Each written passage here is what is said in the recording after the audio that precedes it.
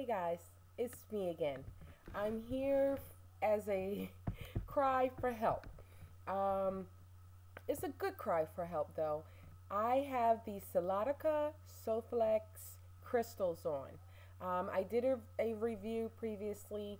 I had just received my lenses. I have been wearing them for a few days now.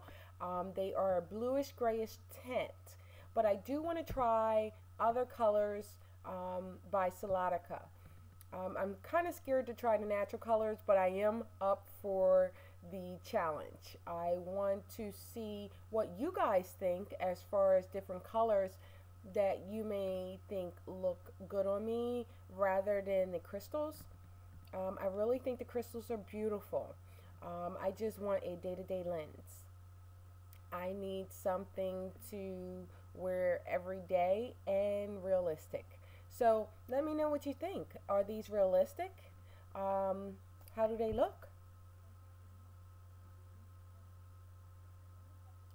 Now, I'm trying to find out what other colors I can order. So I need your comments. I need your feedback. What has been your experience? What colors do you prefer? I am ready to make my next purchase.